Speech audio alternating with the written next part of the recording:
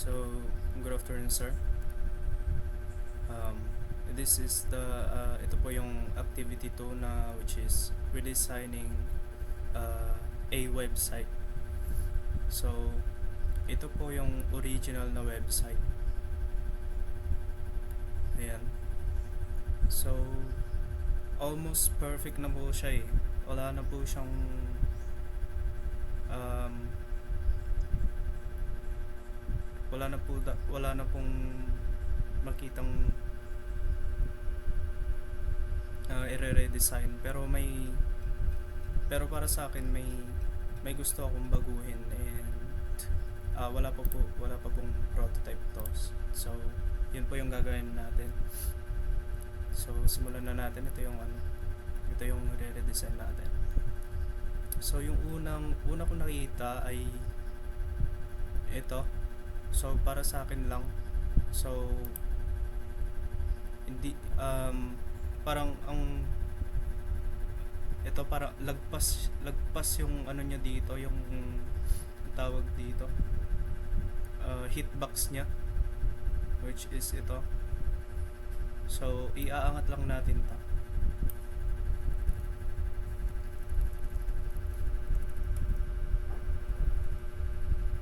Okay.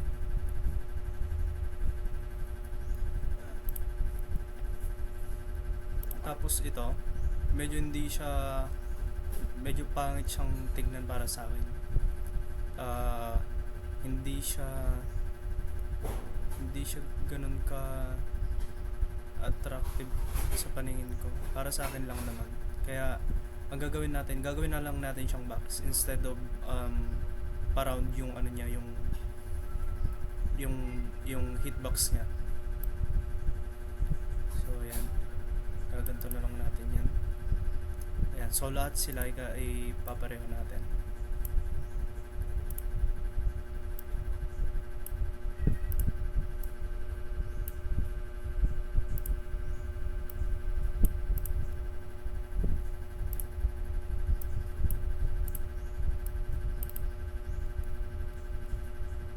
Ayan, so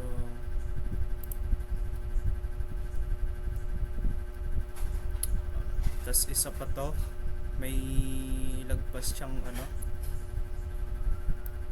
hitbox. So select natin to, tapos iangat lang natin.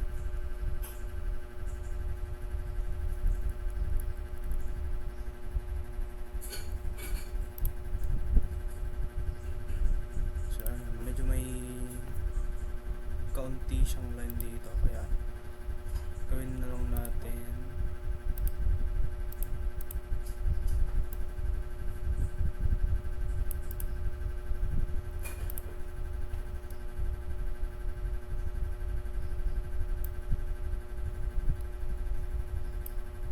ayan. So gawin natin to,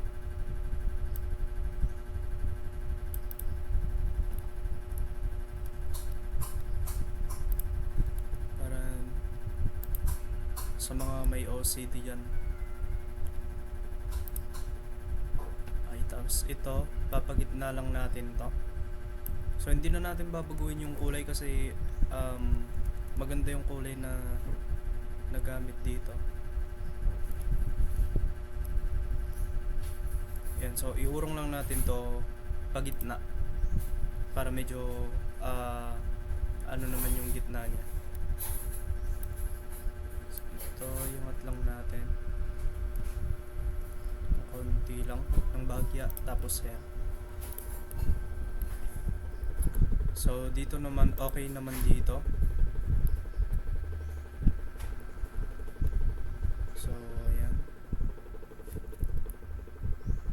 so check na lang natin dito yung mga kulang or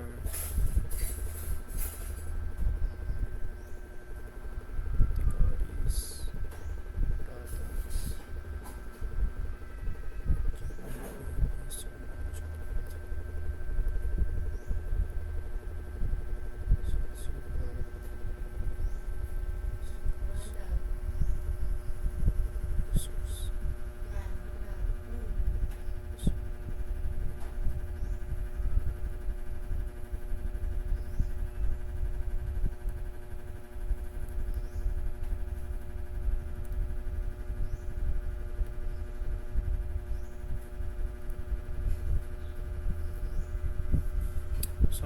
ba yung kulang?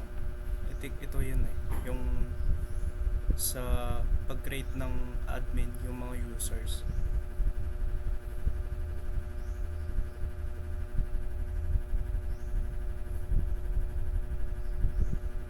Okay, so may nakita ako dito. Kasi ito wala tong, hindi siya pwedeng ano dito eh. Ilagay dito sa loob ng user management. User management dashboard.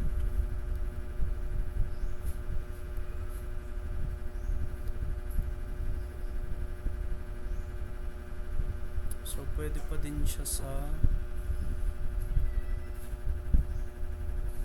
okay, so lagyan mo lang natin ng prototype.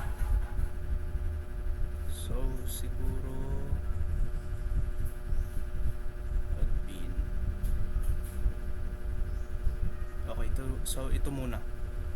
Ito lagay natin dito.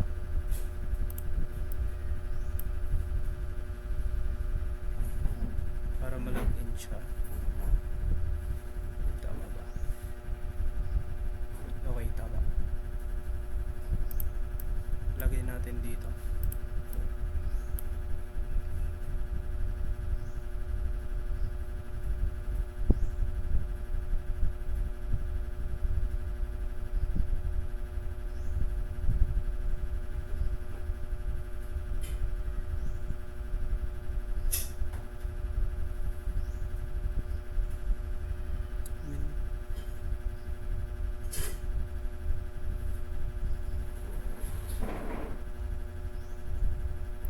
So hindi, ito na lang. Kasi dito yung logout eh. Oh, ito. Lagay natin dito.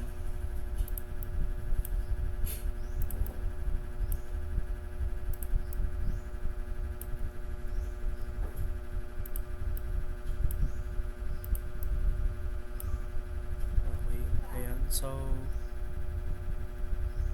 yung dashboard natin, ito, pupunta siya dito. Ito yung dashboard. Dashboard, punta natin dito. Dashboard dito. Ayan, so lagay lang natin, i-connect lang natin dito lahat. Wait lang, ano ba ito? Ayan, meron na. Dashboard, lagay din natin dito.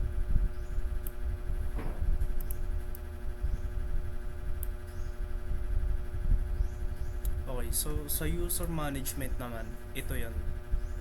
So, lahat ng user management dito, prototype natin dito. I-connect natin dito sa user management. Okay. Lagay na natin dito. Tapos, ito, user management. Lagay natin dito. User management.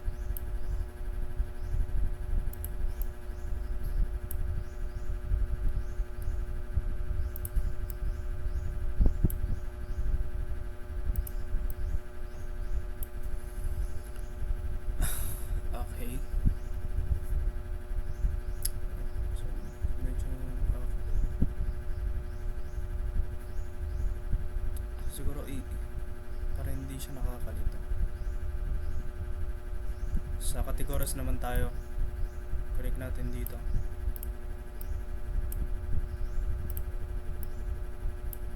Ayan.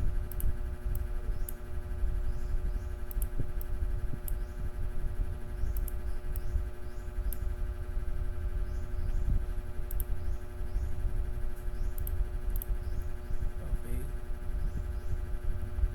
So, next tayo sa product. So, product tayo.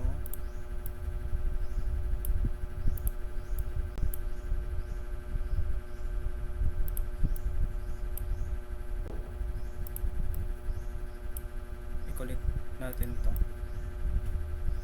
dito.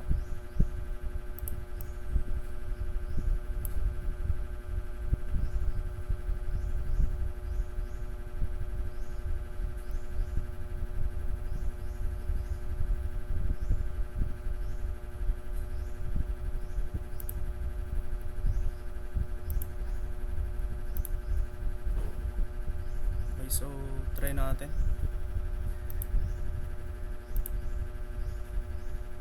Okay, so nakalimutan natin yung ano to sa login. So pagkatapos na ng login, dapat mapupunta na siya dito sa dashboard.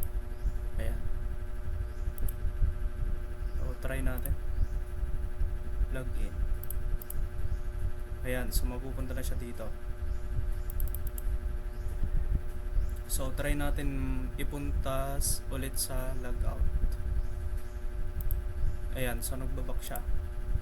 Try natin sa user management. So ayan, pupunta siya dito.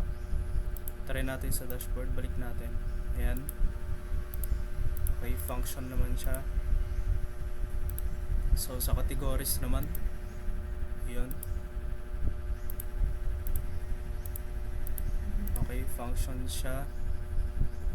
Sa products naman, try natin sa products. So yan, ito yung products.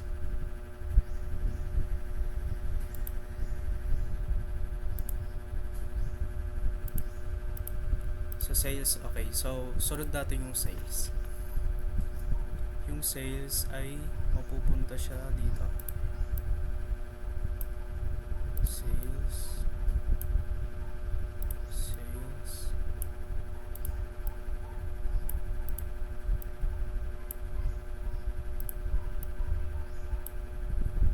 Okay, so next natin yung sales report.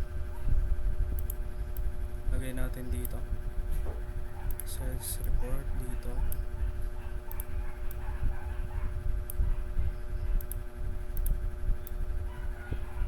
Sales report.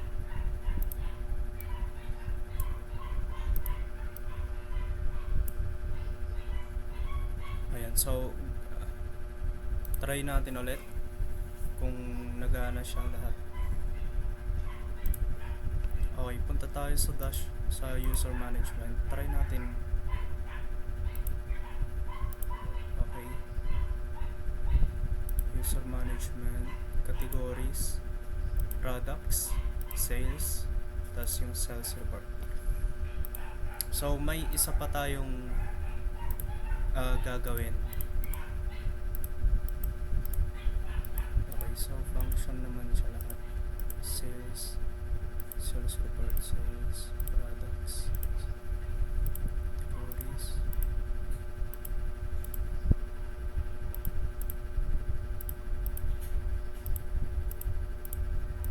So sinusubukan ko lang kung function siya lahat. So sa tingin ko function naman siya. So may isa pa ito. So parte pa rin siya ng user management kasi parte siya ng admin. Yung admin lang dapat yung makaka tawag dito, makaka-access na ito. So ang gagawin natin, so dito yung sa user management. Okay, so i-copy natin to, tapos i-paste natin dito.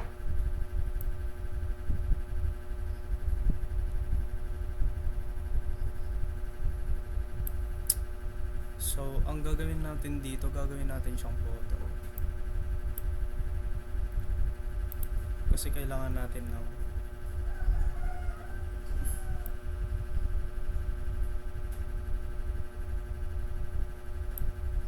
ayan, so i-fill natin siya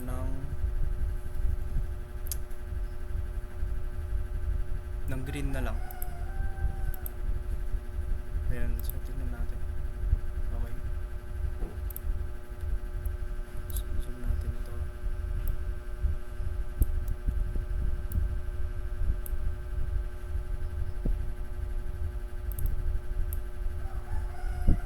Gawin natin siyang 35.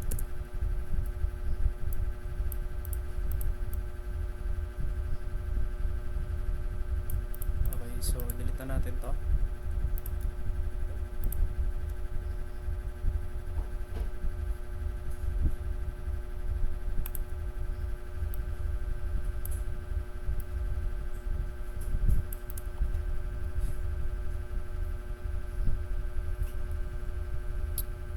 So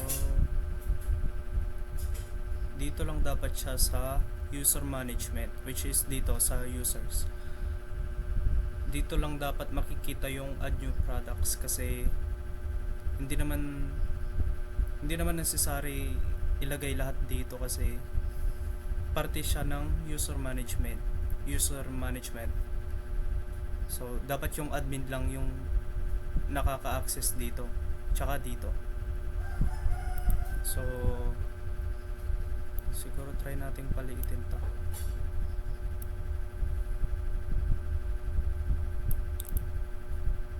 para mas ano siya.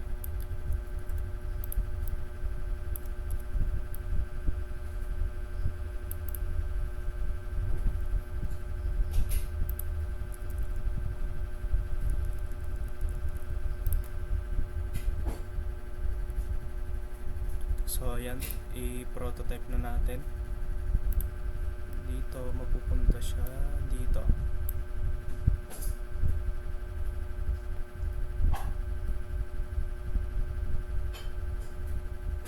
So ayan, so try natin kung na-access siya. Add new product. So ayan, napupunta na siya dito. Dashboard, user management, products.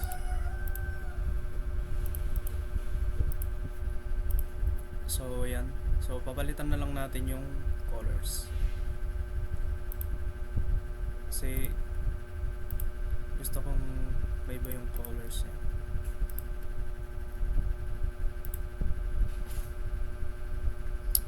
Palitan natin na wait lang, yun natin na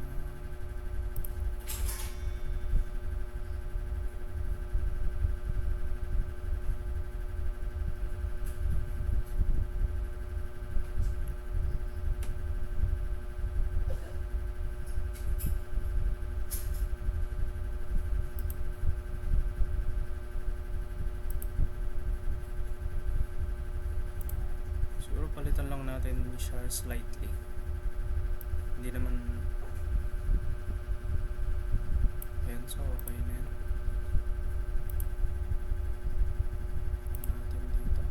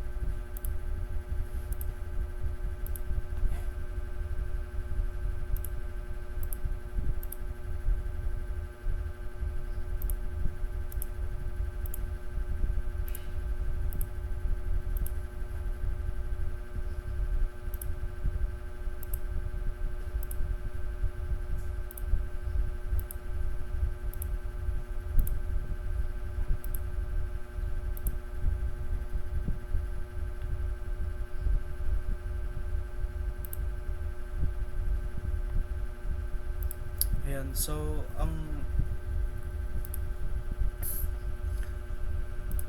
try natin ulit kung functional siya lahat.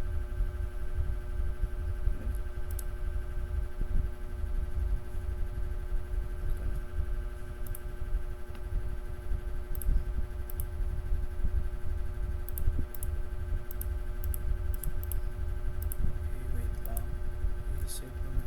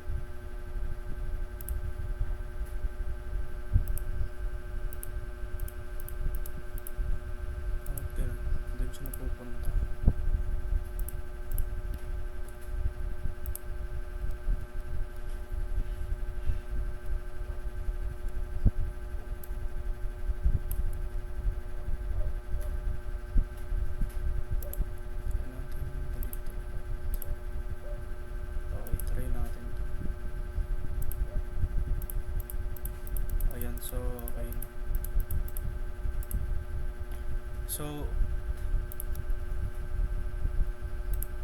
ito po yung nire-design ko. Ang nabago ko lang po dito ay yung colors, yung color palette, which is ito po yung original na color. So ito po yung binago ko, medyo mas light siya, and ito din po yung nabago. Kung gaano siya ka-round, ginawa ko po siyang box na lang kasi mas makaya siyang tignan para sa akin. Ano pa ba? Tapos ito po, ito din, medyo hindi siya align. I mean, medyo sagad siyang tignan, and para sa akin hindi siya ganun kaaya-ayang tignan para sa akin lang.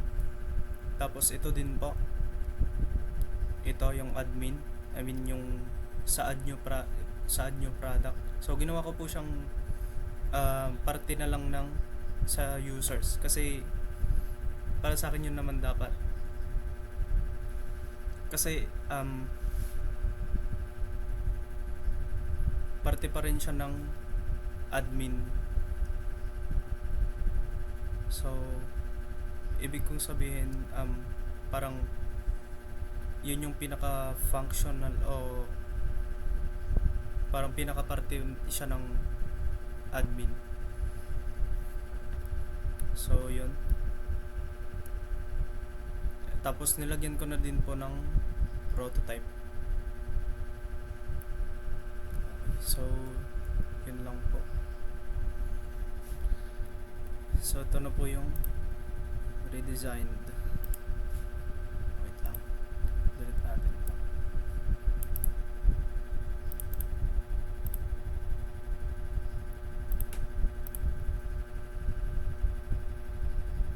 Dashboard, user management.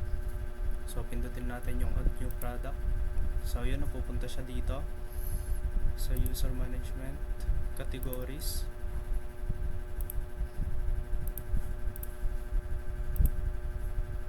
So ito yung products. So functional na siya lahat, may. Okay, so yun lang po. Ito po yung redesign web ko.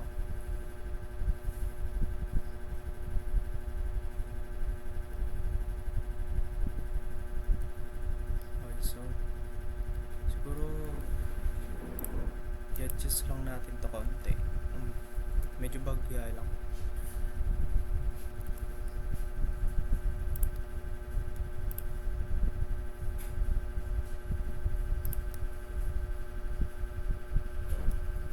Okay, so yan lang po.